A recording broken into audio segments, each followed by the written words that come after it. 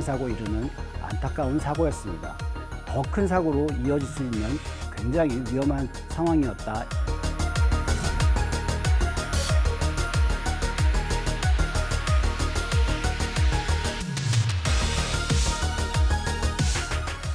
석회암 집안이 지하수와 반응해서 공동이 형성이 되고 지하 구조물, 그리고 하부에서 집안에서 발생되고 있는 건설 공사의 영향으로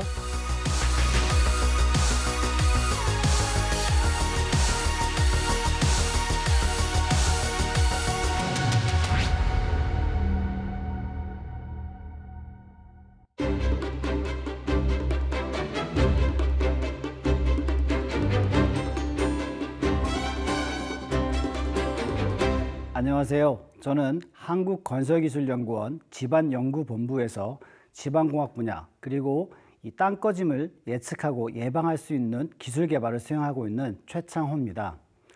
오늘은 매년 발생하고 있는 대형 땅 꺼짐 사고, 그 예방과 기술적 해결 방안을 논의하는 시간을 갖도록 하겠습니다. 지난 3월 강동구 명일동에서 대형 땅 꺼짐 사고가 발생했습니다. 앞서가는 오토바이와 카니발 차량이 땅 꺼짐 사고를 당했는데요. 안타깝게도 오토바이 운전자 같은 경우에는 땅 꺼짐 속으로 빨려 들어가면서 사망사고 이르는 안타까운 사고였습니다. 더 우려가 됐던 것은 보시는 바와 같이 주변의 차량들이 땅 꺼짐이 확장되고 있음에도 불구하고 피해서 운행을 하고 있는 모습을 볼 수가 있습니다. 더 큰 사고로 이어질 수 있는 굉장히 위험한 상황이었다, 이렇게 생각이 듭니다. 땅 꺼짐, 싱크홀, 집안 함몰, 도로 함몰, 집안 치마 모두 유사한 용어입니다. 저는 본 강연에서 혼용해서 사용하도록 하겠습니다. 땅 꺼짐의 원인은 크게 자연적인 것과 인위적인 것으로 나누어 생각할 수 있습니다.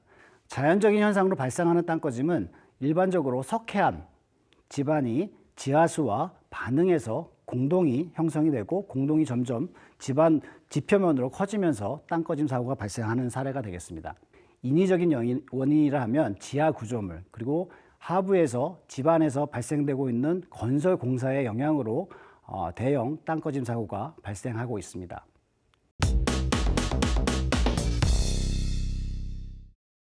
(2016년도) 일본 후쿠오카에서 땅 꺼짐이 발생한 사례가 되겠습니다.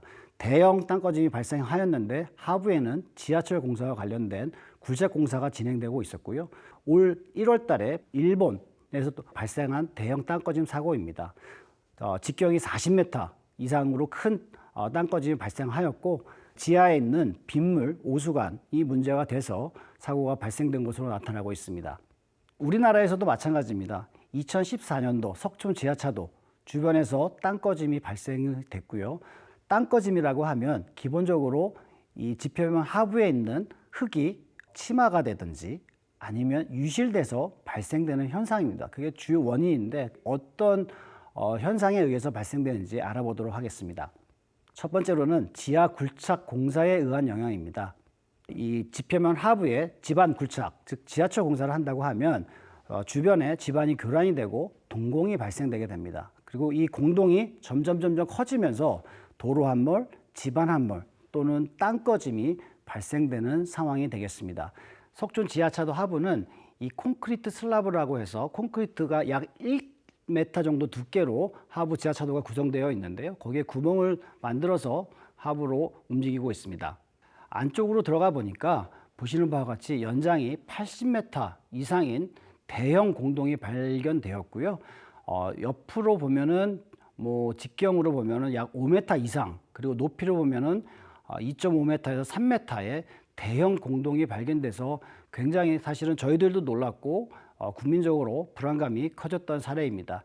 이 석촌 지하차도 하부에는 이 TBM이라고 해서 이 9호선 지하 터널 공사를 수행하고 있었습니다. 수평으로 굴착을 하고 있었는데 이 TBM 장비가 앞으로 감에 따라서 지하차도 하부에 있던 연약한 토사가 이 터널 내부로 유입이 돼서 종국에는 이 공동이 발생되게 되었고요. 그리고 이 TBM 장비가 앞으로 굴진하게 되면 터널 외측을 보강하기 위해서 체음제를 주입하게 되는데 그 체음제가 이렇게 유출이 돼서 공동 내부에 쌓여 있는 것을 볼 수가 있었습니다. 지하 굴착에 의한 함몰 규모는 상대적으로 매우 크게 나타나는 양상입니다. 따라서 사전에 공사 전에 이 지반 조사 및 철저한 공사 중 공사 관리가 필요한 사항입니다. 다음으로는 지하수 펌핑에 의한 영향입니다. 초기에 지하수위가 이렇게 유지되고 있는데 지하수를 펌핑하게 되면 지하수위 저하가 이루어지고 그러면 최적이 감소하게 됩니다. 이에 따라서 상부 지반이 아래로 침하하는 현상이 되겠습니다. 다음으로는 대형 구조물과 인프라 주변에서 발생되는 상황입니다. 대형 구조물이 이 도심지에 생기게 되면 주변의 지반 환경과 지하 수위 변화를 일으키게 됩니다. 지하철 노선을 따라서 발생 사례가 굉장히 높은데요. 대형 상가, 복합 단지, 지하철 등에 의한 지하수 펌핑량에 비례해서 땅 꺼짐이 발생하는 것으로 알려져 있습니다. 또한 도심지 하부에는 광고들이 매우 많이 설치가 되어 있는데요. 이 노후 광고 훼손에 의한 토사 유실로 땅 꺼짐이 다수 발생하고 있습니다. 광고가 부식 또는 구조적 결함으로 인해서 깨지게 되고 그 상부로 공동이 발생되고 공동이 점점 커져서 종국에는 땅 꺼짐 또는 싱크홀이 발생되는 상황이 되겠습니다. 땅 꺼짐 사고의 50에서 60% 이상이 하수 광고 불량 및 파손에 의한 것으로 최근에 보고가 된 사례가 있고요.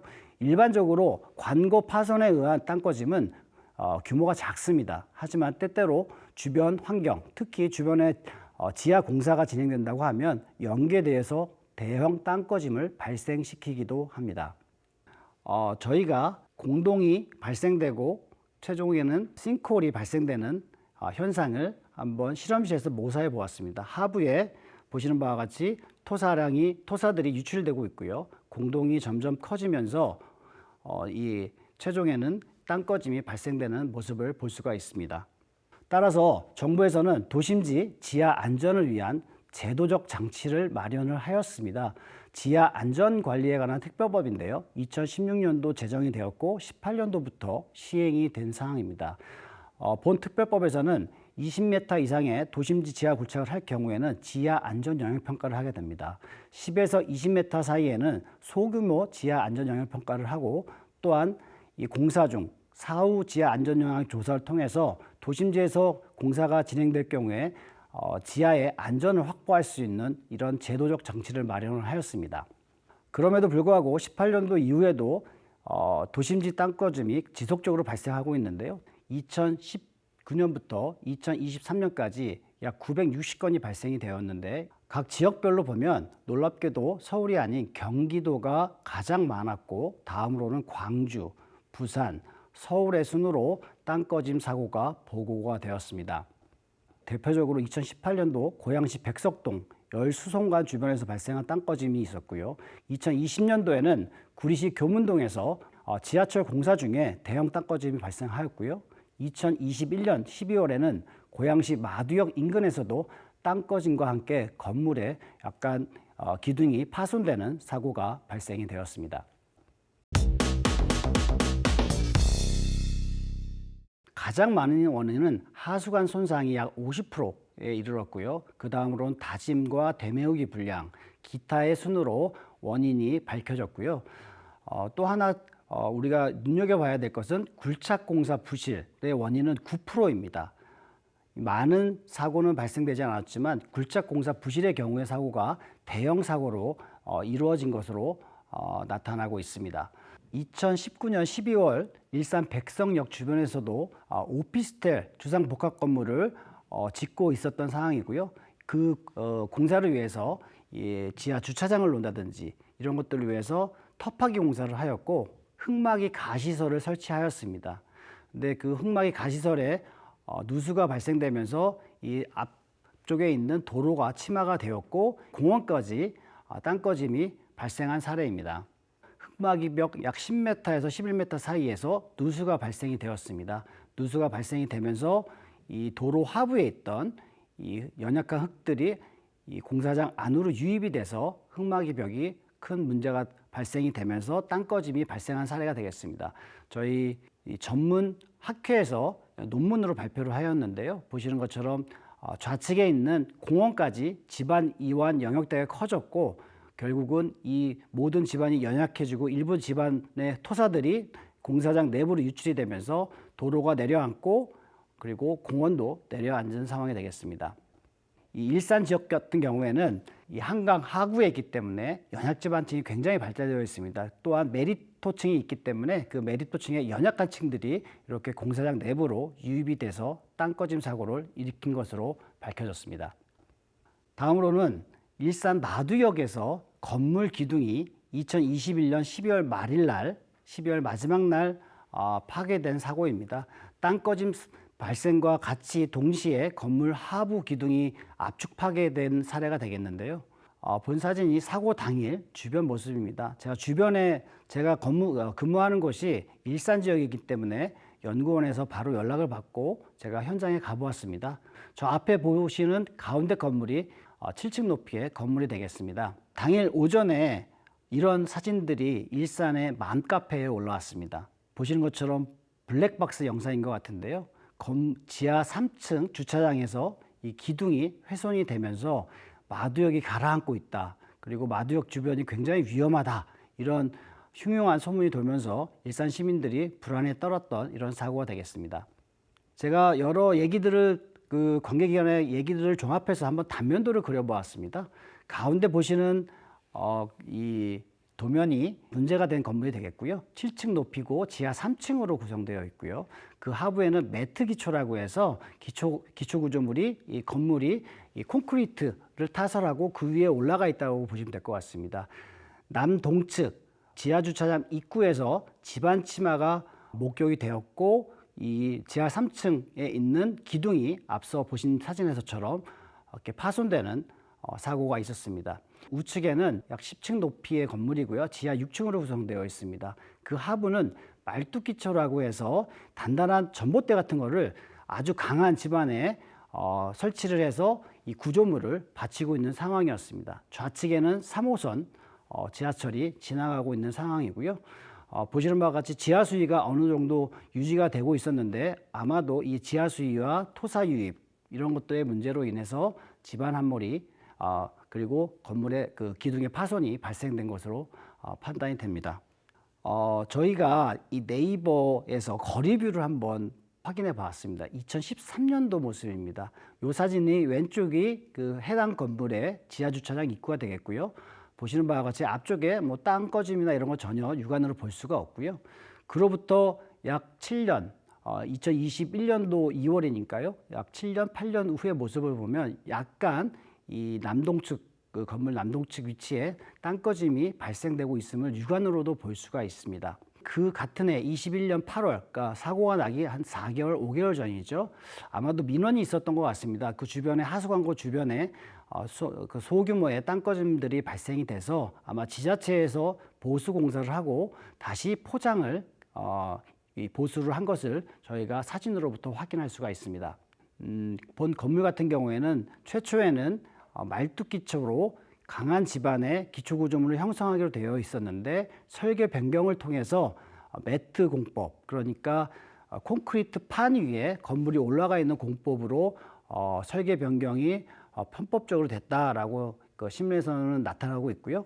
그리고 또한 매일 20톤 이상의 지하수가 이 사고 이전에 유입되고 있었고 또한 토사가 유입이 돼서 주변 집안이 이미 침하되고 있었다라는 것이 본 사고의 원인이지 않았나 이렇게 판단이 됩니다. 다음으로는 월별로 땅 꺼짐이 어떻게 발생되는지 한번 보도록 하겠습니다. 2019년부터 23년 기간 동안 발생한 사고는 8월에 241건으로 가장 많이 발생했습니다. 그 다음으로는 6월 그리고 7월 순으로 땅 꺼짐 사고가 발생을 하였는데요. 그 해당 기간 동안 보면 우기인 6월에서 8월 기간 동안에 사고가 거의 50% 이상을 차지한다 이렇게 보시면 될 것 같습니다. 따라서 우기를 중심으로 지자체에서는 지하 시설물 안전 관리에 보다 많은 신경을 써야 되지 않을까라는 것이 저희의 생각입니다. 그러면 이렇게 매년 발생되고 있는 땅 꺼짐 사고를 예측하고 예방하기 위한 기술 개발은 어떻게 이루어지고 현재 진행 중에 있는지 한번 보도록 하겠습니다. 지하 안전관리와 관련해서 수행된 연구를 종합적으로 좀 분석해 보면 단계적으로 첫 번째로는 지하 공동 탐사, 두 번째로는 땅꺼짐 사고 발생 위험도 예측 평가, 마지막으로 땅꺼짐이 발생됐을 경우에 복구할 수 있는 기술입니다. 첫 번째로 GPR, 많이 들어보셨을 겁니다. 지표 투과 레이더라는 기술로서 도로 지표면에서 레이더를 쏴서 신호를, 전자기파를 받아서 도로 하부에 있는 공동을 파악하는 기술입니다.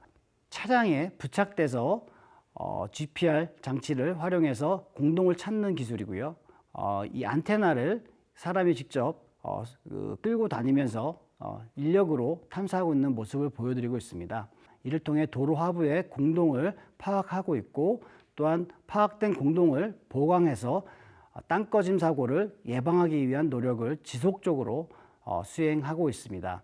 하지만 GPR 기술은 탐사 범위가 2m에서 3m, 굉장히 낮은 지표면으로부터 낮은 깊이까지밖에는 공동을 탐사할 수가 없습니다. 따라서 지금 최근에 문제가 난 대형 싱크홀 같은 경우에는 한계가 있다, 이렇게 말씀드릴 수 있습니다.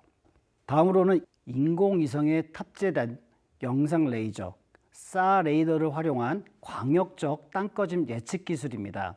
나사에서는 지속적으로 2009년부터 루이지애나주의 한 지역을 지속적으로 모니터링해서 실제로 대형 땅꺼짐을 예측을 해서 주민들을 미리 대피시켜 참사를 예방한 사례가 있습니다.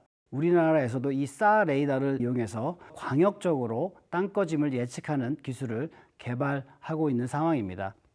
땅꺼짐 사고 위험도를 분석하는 데 스마트 센싱 기술을 적용할 수도 있습니다. 상수도 관로와 관련해서는 상수도 관에 누수를 체크를 하고, 누수가 있으면 아무래도 땅꺼짐 발생 확률이 높아지겠죠. 관로 내부에 CCTV를 넣어서 관로의 구조 건전도를 분석하고, 또한 GPR 탐사를 내부로 해서 관로 외측에 있는 공동을 분석할 수 있는 기술들이 개발이 되었고요. 역사를 중심으로 해서 저희가 반경 약 1km에 대해서 시범 사업을 수행을 하였는데요. 싱크홀 신호등이라고 해서 초록색 경우에는 안전한 지역, 그리고 노란색 지역의 경우에는 상하수도 관로 주변에 땅꺼짐이 약간 존재한다, 빨갛게 표시된 지구가 있었다고 하면 상하수도 관로 주변에서 굉장히 땅꺼짐 발생 위험이 높다라고 생각하시면 될 것 같습니다. 그동안 발생한 땅꺼짐 사고의 이력 정보를 바탕으로 그 해당 지역 주변에 이 땅꺼짐 위험도를 분석한 연구도 있는데요. 서울의 1km by 1km 한 지역의 모습입니다. 이 지역에서는 2010년부터 15년 사이에 약 30여 개의 땅꺼짐 사고가 발생을 하였고, 그 하부에 6개의 지중 매설관들이 설치되어 있습니다. 상수도, 하수도, 전력, 통신, 그리고 열수송, 가스관인데요. 6개의 지중 매설관이 얼마만큼 복잡하게 설치되어 있는지를 정량화해서 이 정량화된 값이 지반 함몰과 땅꺼짐과 어떻게 연계됐는지 그 알고리즘을 개발해서 위험도를 분석한 사례입니다. 여기서 초록색 부분은 안전한 지역이 되겠고요. 마찬가지로 노란색은 좀 약간 위험한 지역, 그리고 빨간색 지역이 바로 이 땅꺼짐 위험도가 높은 지역이다 라고 보시면 될 것 같고요. 빨간색에서도 더 명암이 진한 곳은 더 땅꺼짐 위험도가 높다, 이렇게 보시면 될 것 같습니다. 그러면 이 땅꺼짐이 발생됐을 경우에는 어떻게 보수 보강을 해야 될까요? 유동성 체험제 및 발포성 그라우트 재료를 활용해서 사용하는 것이 좋은데요. 도심지에서 지하 굴착 공사를 하게 되면 구조물 설치 후에 토사를 다시 메우는 되메우기 공사를 하게 되는데요. 되메우기 한 후에 다짐을 하게 됩니다. 당연히 시간이 많이 걸리기 때문에 긴급 공사에서는 아무래도 품질이 저하될 수밖에 없습니다. 고유동성 재료를 바탕으로 해서 기존에 인력이 다짐하던 것을 대체하게 된다면 빠른 시간 안에 공사를 완료를 할 수가 있고요. 두 번째로는 발포성 그라우트 재료입니다. 공동이 발견되고 땅꺼짐 사고가 발생된 경우에 긴급 복구가 필요합니다. 긴급 복구 재료로 발포성 그라우트 재료가 굉장히 좋게 활용될 수가 있는데요. 공동 그리고 땅꺼짐의 모양은 굉장히 비정형입니다. 그래서 고유동성 및 부피 팽창의 특징이 있는 발포성 그라우트 재료를 활용하면 빠른 시일 안에 긴급하게 보수 공사를 할 수가 있습니다. 최근에 많은 사고들이 이 지하 터널 공사와 관련돼서 땅 꺼짐 사고, 대형 사고가 발생이 됐습니다. 주로 터널 막장 주변에서 발생하게 되는데요. 따라서 터널 막장에서 뭔가 문제의 여지가 있다. 갑자기 토사가 흘러 들어온다든지 지하수가 갑자기 유입된다든지 하면 이 탐사를 통해서 전방의 땅 꺼짐 위험도를 빨리 예측할 수 있는 기술이 필요합니다. 막장에서 충격 탄성파라고 해서 어떤 경우에는 다이너마이트를 터뜨리기도 하고요. 아니면 큰 햄머로 막장의 안반 등을 타격을 줘서 수신된 파의 특성을 분석해서 이 전방의 집안 상태를 파악하고 지하수의 상태가 어떤지도 분석하는 기술이 개발되어 현재 활용 중에 있습니다. 시민 참여형으로 실시간 땅 꺼짐 위험 경보 기술을 개발할 필요도 있습니다. 저희가 직접 기획해서 연구를 추진하고자 하는 내용인데요. 최근 명일동 사고에서 보다시피 주변의 건물들에 이미 변형이 오기 시작했습니다. 또 사고 당일에는 하수관 주변에 소형 땅 꺼짐 싱크홀이 발생돼서 불과 사고 몇 시간 전에 보강 공사를 한 사례가 있습니다. 그런 인지된 데이터들을 바탕으로 해서 저희가 여기에는 땅 꺼짐이 발생될 우려가 매우 높다라는 것을 분석할 수 있었다면 그 데이터를 바탕으로 주변 운전자들에게 경고 메시지를 주고 주변 거주자들에게 SNS 위험 알림을 통해서 실제로 인명사고를 방지할 수 있지 않았을까라는 생각이 들어서 이런 과제를 기획 중에 있습니다. 현재 기획 단계에 있고 이런 데이터들은 저희 자체만으로 그 연구진들, 기술 개발하는 사람들 자체만으로 구할 수는 없고요. 이 지자체에서 데이터를 같이 공유하고 또한 시공할 수 있는 이 공사 관리 주체 등에서 데이터를 같이 공유할 수 있다면 이런 데이터를 바탕으로 땅 꺼짐 사고를 미리 사전에 예측해서 이 인명사고를 막는 데 활용될 수 있지 않을까라는 생각입니다. 이제 우기가 다가오고 있습니다. 앞서 말씀드렸던 것처럼 6월, 7월, 8월에 땅 꺼짐 사고가 가장 많이 발생합니다. 이 기간 동안에 지하 공사장의 안전 관리를 보다 철저히 수행을 하고 혹시 이상 징후가 발생이 된다고 하면 지자체 그리고 감독기관, 전문가들과 협의를 통해서 빨리 대처할 수 있도록 해야 할 것 같습니다. 싱크홀, 땅 꺼짐 위험과 관련돼서 정부 출연 연구기관을 중심으로 다양한 연구가 진행되고 있습니다. 보다 정확하게 위험도를 파악할 수 있는 기술을 개발해서 국민의 불안감을 해소시킬 수 있도록 최선의 노력을 하도록 하겠습니다. 경청해 주셔서 감사합니다.